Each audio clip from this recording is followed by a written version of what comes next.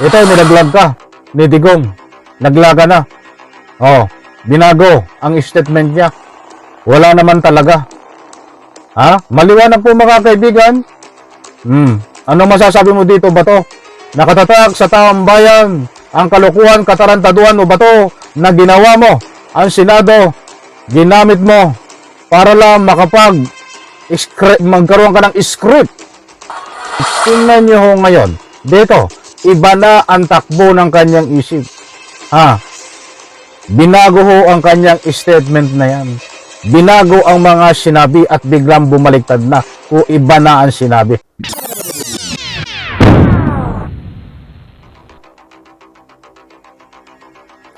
Alright, welcome back to my YouTube channel. I'm Andy's Vlog. Ito, mga kaibigan, dating Presidente Digong, sumuko na.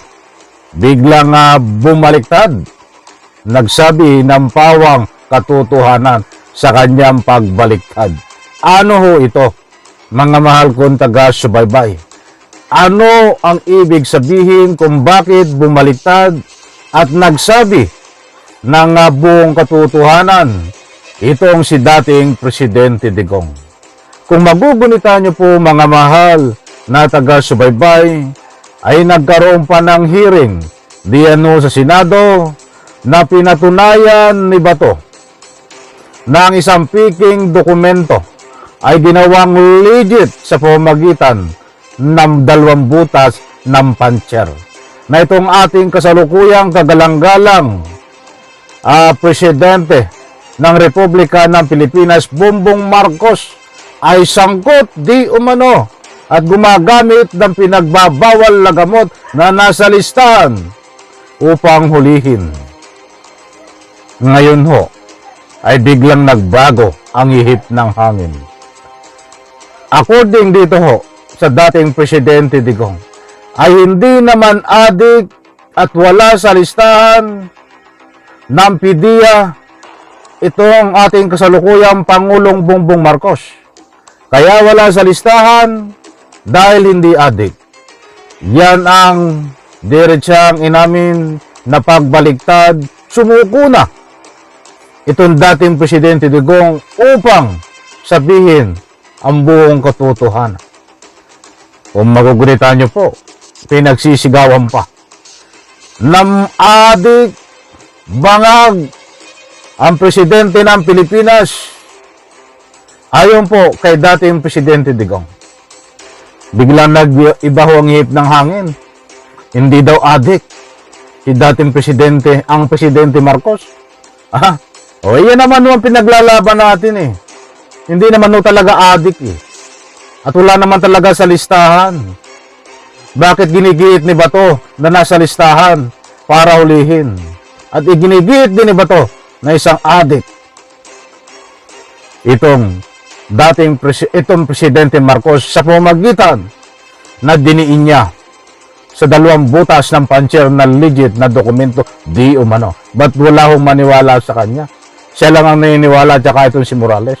Mga kaibigan, gusto ko pong ibahagi sa inyo itong pag-amin at pagbaliktad at iniba ang sinabi ni dating Presidente Digong. Inaanyayahan ko po kayo, panoorin, pakinggan, at nang sa ganon, lubos po nating maunawaan. Heto po, nako, matinding pagbaliktad to. Heto. Ipinagtanggol ni dating Pangulong Rodrigo Duterte si Pangulong Bongbong Marcos laban sa tirada ng kanyang anak na si VP Sara. At kasunod ng mga tirada ni Digong noon kay BBM, sinabi niya ngayong wala na pala ito o wala ito sa narco list. Nasa frontline ng balitang yan, si Mayan Los Baños. Ito po yung tinutukoy mga kaibigan, kasama rin sa ika nga po pagbaliktad niya dito ay hindi siya pabor dito sa kanyang anak na si Sara Duterte sa mga banat sa ating kasalukuyang Bongbong Marcos.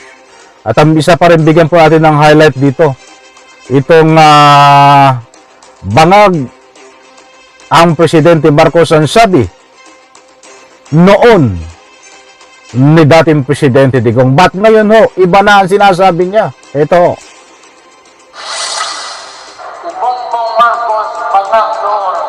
Ngayong presidente na, bangag din ang presidente.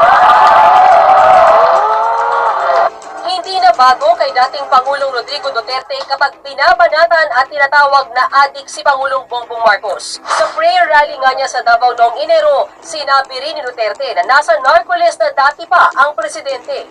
Nung ako'y mayor, pinakinahan ako ng evidence ng PDEA. Doon sa listahan, nandoon yung pangalan mo. Yan po mga kaibigan ng mga banat noon ni dating Presidente Digong na bangag. Buong mundo ay nakapanood ho. Nabangag. Ayan ang sabi ni dating Presidente Digong, bangag ang Pangulong Bongbong Marcos. Na hindi naman po tayo naniniwala dyan eh. Ayun din ang pinaglalaban po natin. Tingnan nyo ho ngayon. Dito, iba na ang takbo ng kanyang isip. Binago ho ang kanyang statement na yan. Binago ang mga sinabi at biglang bumaliktad na. O iba na ang sinabi. Ito. Binuweltahan na siya dati ni Marcos at sinabing epekto lang ng fentanyl ang mga sinasabi ni Duterte. Pero sa press con kahapon matapos sumarap sa pagdinig ng Senado sa War on Drugs, natanong ulit ang dating Pangulo tungkol dito. Ayon kay Digong, wala naman daw talaga sa narco-list si PBBM. Kung nandiyan yung pangalan niya, I would have voiced a lie in public. At saka kung nandoon yung pangalan niya, isasabi ko talaga, wala din. In fairness to the president to that. Hindi naman lingid sa marami ang lumalalang iringan ng dating unity team ni Marcos. Maliwanag po mga kaibigan. Yan ho ang pagbaliktad, pag-iba ng statement, pagbawi ng sinabi nitong si Digong na wala naman talaga sa listahan ng narco-list itong si Pangulong Bongbong Marcos na adik. Dati pinagsisigaw ang adik nasa listahan ng narco-list nung siya ay mayor pa at nakarating pa nga diyan sa Senado. Paano yan ba to? Nilaglag ka na naman nitong iyong amo na si Digong. Dahil ikaw mismo, itong hindi makalimutan ng taong bayan na ginamit nyo ang Senado ni itong isang kalbo din. Nasa PDEA Leaks. Ginamit nyo ang Senado, winalang hiya nyo, pera ng taong bayan ang ginagastos sa hearing diyan. Sweldo nyo, pera ng taong bayan, pinalabas nyo ay isang piki na dokumento na legit sa pamamagitan ng butas ng 2 puncher para madiin mo lang sa mga ginawa buong kasinungalingan. Kasangkot mo itong sino ito? Yung kalbo din na isa sa PDEA Leaks. Si Morales. Naninindigan ka na legit ang dokumento na ang gusto mong ipunto ay talagang adik ang Pangulong Bongbong Marcos. Ito, nilaglag ka ni Digong. Naglaga na. Binago ang statement niya. Wala naman talaga. Maliwanag po mga kaibigan. Ano masasabi mo dito ba to? Nakatatak sa taong bayan ang kalukuhan, katarantaduhan o bato na ginawa mo. Ang Senado, ginamit mo para lang magkaroon ka ng script para maidiin. Ang ang kasalukuyang Bongbong Marcos lang gumagamit pero walang naniwala sa iyo. Ito, lumabas na naman ang paglaglag sa iyo ni dating Presidente Digong At Vice President Sara Duterte. Pero kahit ang dating Pangulo, ipinagtanggol si Marcos sa birada ng anak na hindi ito marunong mamuno. I may have to disagree with my daughter. Not totally. Bakit kulang sa expectations niya? Siguro ang role model niya yung tatay niya. Bukod sa isyu ng anak at ni PBBM, sinagot din ni Duterte. Mga kaibigan, maliwanag po na nag-iba rin ang statement at pinagtanggol din ni Digong itong si Pangulong Bongbong Marcos at hindi siya pumapanig sa kanyang anak sa issue po ng pamumuno. Mga kaibigan, alam niyo, mapaglaro ito yung si Digong. Kahit anong gawin pa ang pag-amin niya at pagbaliktad, kahit pa pagulong-gulong pa siya. Sa lupa, umiyak, kahit ano pang gawin niya na aksyon, ay ang taong bayan ho, pipira ang kanyang tagasunod. Noon pa man, ay impawang invento lang ho, itong nasa Narcoles na dokumento na kasama sa listahan. Kaya ang gusto ko pong ipunto dito, kahit hindi yung magsalita at aminin ni Digong ang buong katotohanan, talaga naman pong yan po ay gawa-gawa lamang. Nakasangkot si Bato, may vlogger nakasangkot, ito si Morales, at siyempre, itong si Digong din. Kaya kita niyo ho, mahirap paniwala. Naniniwala po tayo talaga nga wala naman talaga sa listahan. Pero sa sinasabi ni Digong, sinto-sinto na ho ito eh. Di ba? Ano na naman ang pakay ho nito at ano na naman laro? Kung bakit bigla siyang bumaliktad. Dito po sa issue ng Narcoles. Maliwanag po mga kaibigan, wala sa listahan. Wala sa Narcoles na ito pong si Pangulong Bongbong Marcos, wala talaga. Pinatunayan niya. Talaga nilaglag ka na naman dito ba to? Nang iyong amo na si Digong. Ba't akin ho? Ito yung sariling pananaw ko lang ho. Hindi yung natutuwa ang taong bayan sa pinagagagawa mo Digong. Kahit magsabi ka ng katotohanan. Kasi damage, well done. Nangyari na po ang lahat. Ba't sa kabila pong yan,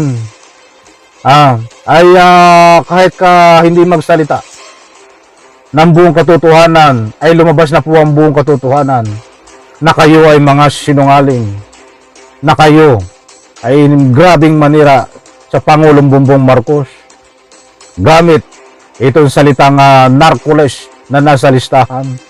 Sa pamagitan pa rin ng bangag ang presidente, adik ang presidente. Yan ang ginagawa niyo noon di ba? Tapos ngayon babaliktad ka. Hindi natutuwa ang taong bayan dyan. Lalo pa kayong nadidin sa kasinungalingan Digong. At itong si Bato na nagkandak ko ng hearing na nilapastangan ang ika nga po yung Senado. Remember mga kaibigan, ginawa ni Bato na legit ang piking dokumento. Ang dokumento ngayon ay nakasaad ang pangalan ni Bongbong Marcos, nating presidente, na gumagamit ng pinagbabawal na gamot na tuulihin. Ay piki ho yun. Ang ginawa ni Bato, may 2 butas ng puncher. Yun ang batayan niya para maging legit ito. Tunay ang dokumento, anak ng katakot-takot. Anong klaseng senador ka? Hanggang ngayon ho, lumabas. Na talagang wala naman sa listahan. Pinilit ni Bato na nasa listahan. Mga tanga-tanga kayo. Gago. Di ba? Nako, marami ko pa sanang sasabihin dito. Kinulang naman po tayo sa oras. Maraming salamat. Pagpalain po tayo lahat. Sabay-sabay po natin i-like ang video na ito. Bye-bye, palakpakan.